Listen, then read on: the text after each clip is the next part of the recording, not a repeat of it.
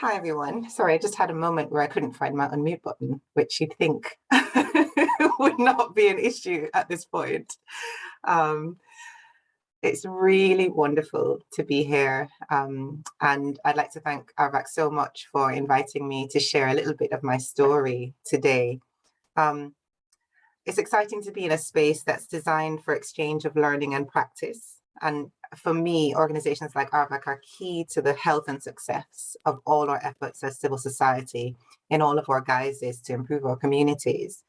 So I'm really excited to be here, and I'm really pleased that that John and other colleagues have agreed for me to talk for probably not as long as planned, but also for us to have a discussion, because one of the values that really underpins my practice as a leader is knowing that I'm not the only holder of knowledge, knowing that when we share knowledge and expertise with each other, that we are richer for that.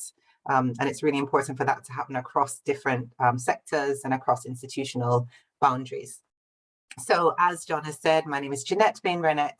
I'm Director of Participation at the Trussell Trust, and I'm really passionate about inclusive leadership. I'm going to tell you a little bit about my personal background.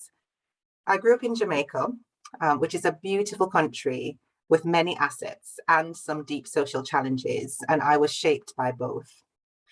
Like many nations with a post-colonial past and a large African-descended population, we thrived on oral traditions. Stories, music, and proverbs were not just for entertainment. They formed our understanding of the world and shaped our identity.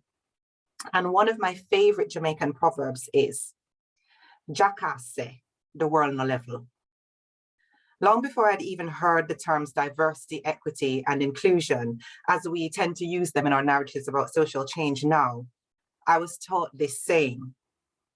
What it means is that from the perspective of a donkey, the world is not a level playing field. In this world, your station in life is usually determined by the group you are a part of. If you're one of those who carries the world's burdens, your station is unlikely to change. The world is simply unfair. This resignation that's sometimes bred by embedded systemic inequality can sometimes feel like something we can't shift. And the chief burden bearer, the jackass, knows this best. But the wonderful thing about proverbs and stories is that they act as mirrors for us as individuals and a society to reflect on how the world is and to ask ourselves whether this is the way it should be, whether we believe that change is possible and how we might make that happen. Ultimately, if we frame our stories well, they offer us hope. As African-American thinker Dante Stewart says, hope is not a theory, hope is a practice. It's not a destination, but a discipline. So today I'd like to speak from a place of hope. I'd like to talk about levels and mirrors as a way of thinking through what inclusive leadership in action looks like. My journey has taken me from being a leader in the student Christian movement in the Caribbean to establishing a national dance organization committed to platforming African and Caribbean dance artists in the UK and beyond. From setting up creative writing workshops for sheltered accommodation residents in East London to leading the Mayor of London's Community and Social Policy Unit. I've taught cultural studies to dance and theatre students, and I've created a participation strategy for the largest anti-poverty charity in the UK. And for each of us in this room, we will think about inclusive leadership through many different lenses. It will depend on the sectors we represent and our own life experiences. I really hope that what I share today will offer some hope that is not just theoretical, but that can be embedded into your practice as thought leaders, organizational leaders, and citizens. The past few years have shown us here in the UK and across the globe just how ugly and shocking embedded inequalities can be. In many quarters, there is a heightened sense of urgency and willingness to act to bring change. So much has happened that has forced us to take a hard, good look at ourselves. And we don't need to look too far to see these realities. Yesterday marked 5 years since the Grenfell tragedy, caused by institutional indifference and blatant discrimination. And in this tragedy and many others, so much evidence has been gathered to bring inequality into sharp relief. I've chosen today not to ply you with facts and figures, I know they're important, you know they're important, but when I have a choice, I always opt for stories. So in order to unpack the theme of levels and mirrors, I'd like to share with you some personal stories and some examples of work I've been involved in by looking at 3 themes. The first is something that I'm really passionate about that I think defines me as a leader, and that's storytelling and language. The second is institutional change, something that's really important to this fight. And then finally, relationships and movement building.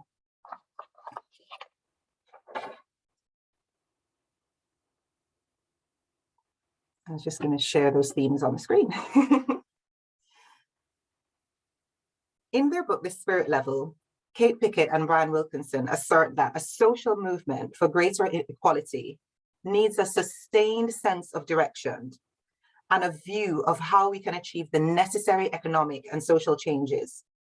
The key, they say, is to map out ways in which the new society can begin to grow within and alongside the institutions it may gradually marginalize and replace. This quote really captures so much of what I'd like to explore today. You see, it's urgent that we keep moving in a sustained direction to see systemic changes, the changes that we need to see to make a better life for everyone, especially groups who have been minoritized. However, change comes when, as leaders, we tell different stories, casting a vision for a different future. It comes when we become meticulous with the language we use to tell these stories, and when we create platforms for people who don't usually have access to tell their own stories. This movement for greater equality is not about individual leaders or singular stories.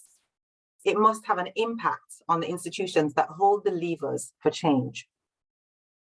The most compelling evidence we see of inequality comes to the fore in the relationship between individuals and communities and institutions. These institutions, government, education, the health and care system, business and the voluntary sector must change, but that change won't happen in one fell swoop. According to Pickett and Wilkinson, the key is to map out ways in which the new society can begin to grow within and alongside the institutions. And that's something I'm really passionate about. I'm going to stop sharing my screen for a bit so you can just look at my beautiful face. Over the years, I've noted the ways in which this new, more equal society has started to grow both within and alongside institutions, as passionate, values-led community leaders and organizational leaders work in tandem to bring change.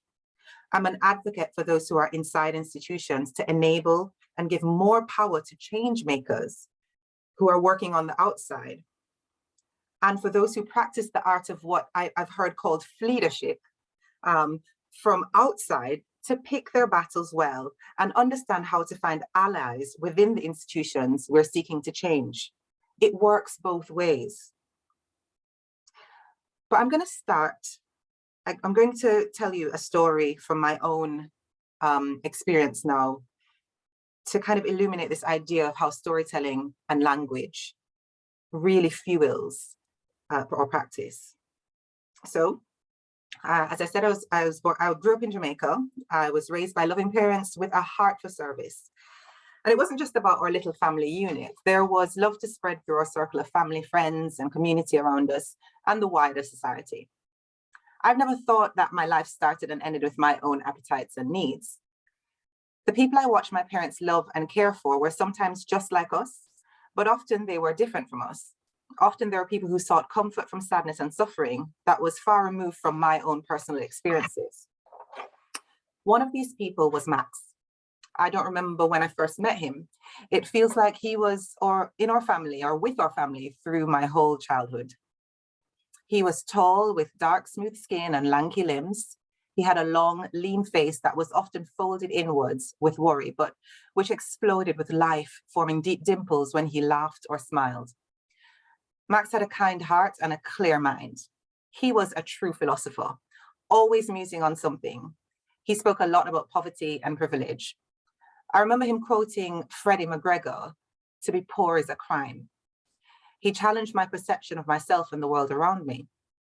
In my mind, the phases of Max's life are tied to how he made his way to our home. He used to walk up the hill and knock on the gate. When I got my first car, he told me off for not keeping it clean. He told me that I didn't know what I had and that I must look after it and treat it with care. By then, he had gone through his bicycle and car phases and graduated to a minibus, which he used to earn some income. And he lived this principle of treasuring what you have. Max's vehicles were always a talking point. His minibus was no different. He would line the insides with plush carpet, tint the windows, and hang colourful knitted mobiles off the rearview mirror. He would customize the horn with some elaborate tune and applique messages on the back windshield.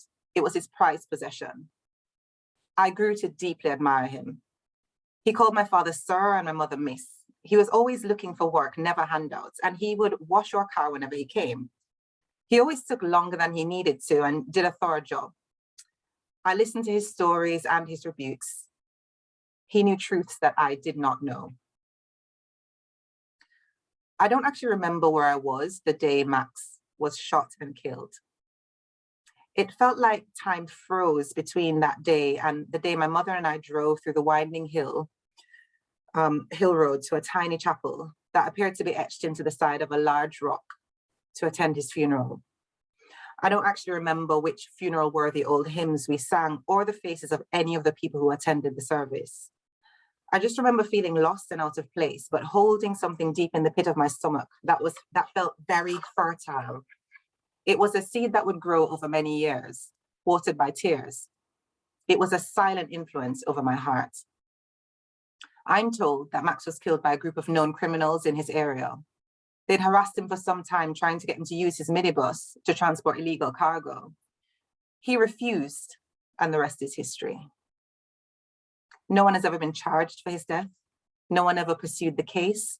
There was no justice for Max, and his story remains one of the most profound influences on my life. It's important for me to tell Max's story. There are many myths and legends that perpetuate injustice in our world. The dominant narratives that we have all bought into define our worldviews and impact our communities and shape our culture and behavior. Stories are important. Truth is important. And narratives don't just come in the form of words. We've really seen this through the polemic about statues and heritage here in the UK. During my time working in London, I had the privilege of helping to set up the Mayor's Commission for Diversity in the Public Realm. And as we developed the program, we saw the passion with which communities from all backgrounds spoke about their rights and entitlements to tell stories, to be seen, their sense of being overlooked when their stories were mistold or ignored. One of the commissioners, Andrea Emily, who's an independent curator and historian, when I was speaking to her about this project, she talked about our visual diet, and that stayed with me. It made me think about what visual diet I want to advocate for and contribute towards as a leader. I'm a newcomer to the beautiful city of Bristol, having moved there with my family last year, and it's been really wonderful being a bit of a fly on the wall as the city navigates some of these questions. But yes, we can't ignore the importance of storytelling and visual diet. And as civil society and community leaders, we also must recognize the importance of language. One of the most important changes that we need to make is to stop using othering language. For example, when will we actually stop talking about individuals and groups as hard to reach? You will remember Max's story. Implicit in his story is a deep-seated unfairness. Max wasn't a service user or a client. He was a human being. Jacques said a world on a level. The one who carries the heaviest burden knows from experience that the odds are against them. They will never be on top. For many of us who work in the space of equity and inclusion, this is personal. We refuse to accept the outcomes that we've seen in our lives and the lives of others as inevitable. The work we do seeks to radically rethink and redesign our world. We want new social contracts. We want to turn the world upside down. But of course, this is not a struggle that can be taken on by one individual. So much of the inequality that we see is manifested through institutions that have been set up and placed on pedestals to then turn around and tell people and communities that they are vulnerable, far away, and hard to reach. We desperately need to evolve our stories and language. So let's talk a bit about institutional change. I'd like to talk about this through the lens of a case study, which is from the organization that I'm currently working for, the Trussell Trust. I've had the privilege over the past year or so to work inside the Trussell Trust, which is an organization that's passionate about change and bold in its ambitions. The Trussell Trust's ambition is to end the need for food banks. This means that we believe that it's not right for society to be engaged in distribution of emergency food at the scale it currently is. We believe that everyone should have the means to buy essentials. The role I've been doing, as I've said before, is Director of Participation, and it's focused on shifting the organization's culture and structures by involving people who have had to use food banks as contributors to our efforts to address the reasons people find themselves destitute. It's about changing the balance of power. What does this look like? Well, we've prioritized spending time with people who have direct experience of hunger and poverty, building relationships, learning about their experiences, and working side by side as partners. In our approach to participation, we proactively find ways to remove social, economic, and cultural barriers so we don't reinforce the structural factors that perpetuate the injustice that we're seeking to address. We ask what will help our participants to be able to engage, and we act on what we hear. Whether that means giving them digital devices or credits or a mental health break, we recognize that we must challenge ourselves to make these relationships work. Within our practices, we take a proactive, imaginative stance towards being community. We don't assume that just because we've convened a group of people, they are a community. We know that building trust takes time, and so we lean into challenging conversations, make space for fun and relationship building and organic connections. We haven't got this perfect by any means, but we like to think that we feel like we're moving in the right direction. We always ask ourselves, who else needs to be in the room? How can we invite and welcome a wider, more inclusive group of partners to work towards change with us? As an organization, we set our ambitions high. We knew that we wanted to move from not really having many relationships with people who have direct experience of poverty to feeling that they're really integrated into our work and they're co-leading our work.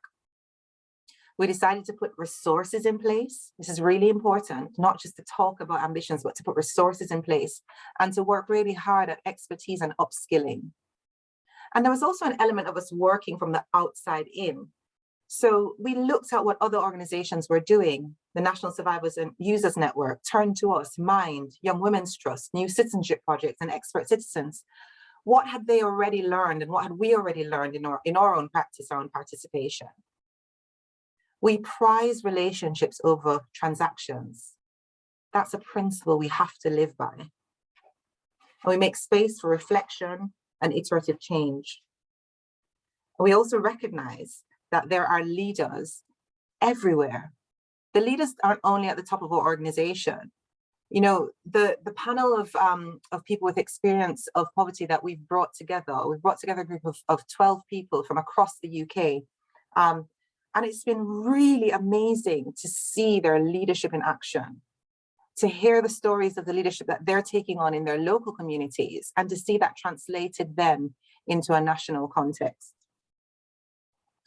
So I'm going to share one more slide, which I hope will give you a sense of the anatomy of the change that we're trying to develop. So,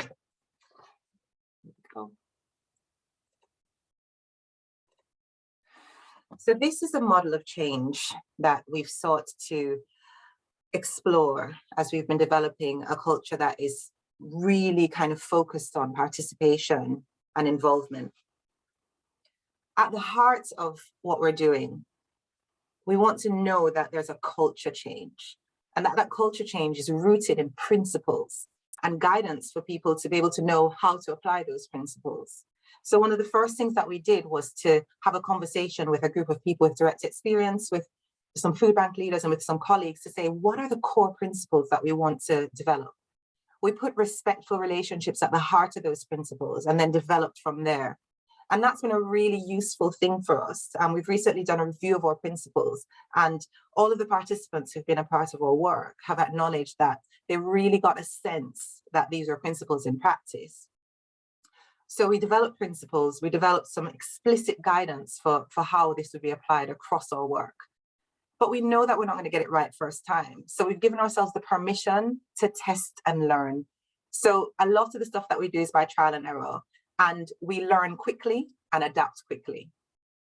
As I mentioned before, another area that we're really keen on is not just saying, okay, we've got a specialist team that works on this inclusive practice, but actually recognizing that this expertise and knowledge needs to spread through the organization, and that we can have leaders everywhere in the organization and beyond. And so we've been sharing knowledge and expertise and developing training and toolkits. And then finally, we've got some flagship projects that are helping us to demonstrate through our work how these principles come into reality. So I mentioned before, we have a group called the Together for Change panel, which is a group that we recruited to support us in delivering our strategy. We also have a youth participation project that is supporting young people to tell their own stories and to lead change. And these are really important kind of ways for us to demonstrate and to lead by example in this space. So really, this challenge of bringing institutional change requires us to take a really structured approach to constantly be testing and learning and to constantly be upgrading our expertise. We've worked with some amazing partners like the Apple Collective, who are led by lived experience of poverty and who have advised us and supported us and co-designed with us some of the work that we're doing. So this work has helped us to move from sporadic, second-hand connections with people who are struggling against poverty to structured, trusting relationships that are impacting the core of our organization and influencing the wider movement. We're bringing lived experience leaders together with our senior leaders and leaders across our network as true partners in our work. It's helped us to move from being a specialist team to an organizational-wide group of advocates who are learning through doing and growing in confidence. And it's helped to move us from a kind of theoretical understanding to ongoing practice, which is underpinned by feedback and reflection. At the center of all of this lies a commitment to relationships, because we believe that authentic connections that are gained through trusting relationships will fuel the anti-poverty movement. So let's talk about my final theme for today, and that's relationships and movement building. If you look across civil society, across the third sector, there are so many great examples of where we've pushed beyond organizational boundaries and we've recognized how important it is for us to build a movement. Some great examples of this are the Living Wage campaign, which Citizens UK led, all of our responses to COVID-19, and also kind of closer to home for me, the emergency food aid movement across the UK. These are not movements that are kind of contained and centralized. These are movements that have really gained momentum and have got bought in from across sectors. The common themes in these movements are shared vision, a sense of urgency, and a sense of being action orientated. If we want to see real change on the issues that we feel most stuck on in our communities, we need to get everyone involved. We don't just need to raise awareness and get people talking. To coin a phrase from Derek Feldman, the author of Social Movements for Good, we need to be about translating interest into action. My recommendation is stop mapping and start connecting and acting together. Now, I don't want to unleash chaos, but perhaps sometimes we're too hesitant to start doing things alongside others because we're fearful of failed collaborations. But as long as we keep lines of communication open, the energy that's generated when people work together and see the results is so valuable. I love the story from Citizens UK about 8-year-old Lucas Pinto, who confronted Tesco's managing director back in 2011 on the living wage. Lucas was attending with his mum, Simone, as a parishioner of a Catholic church in Pimlico. And he looked up at Clark and offered him a chocolate and then said, "We're here because we want you to pay your cleaners the living wage."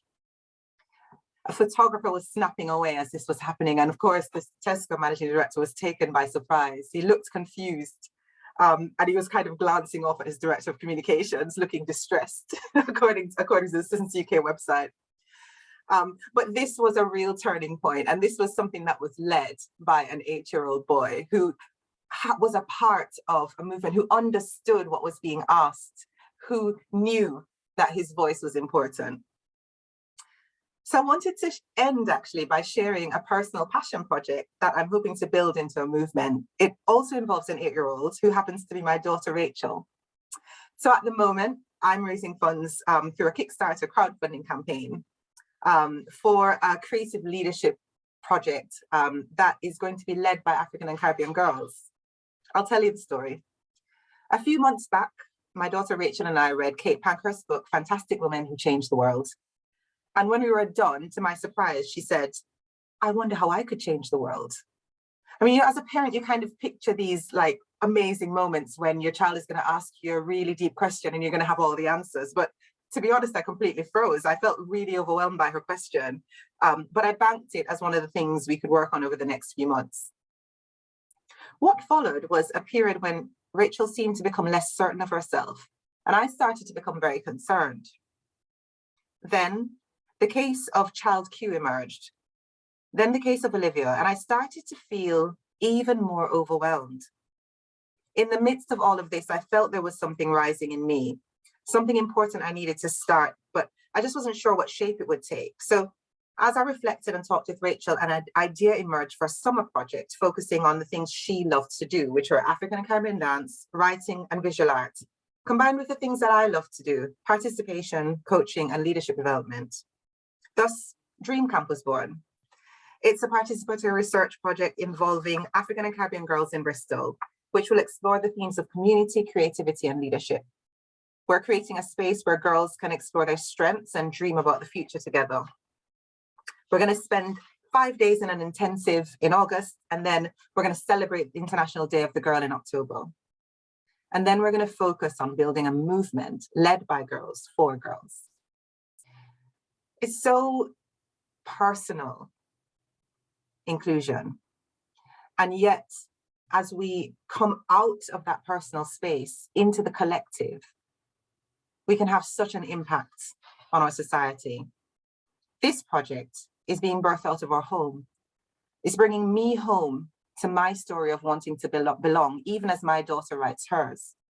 It's bringing me home to the importance of creating access for everyone to create, to play, to thrive, and to imagine a more inclusive future.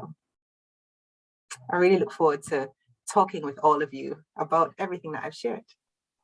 Thank you. Thank you so much, Jeanette.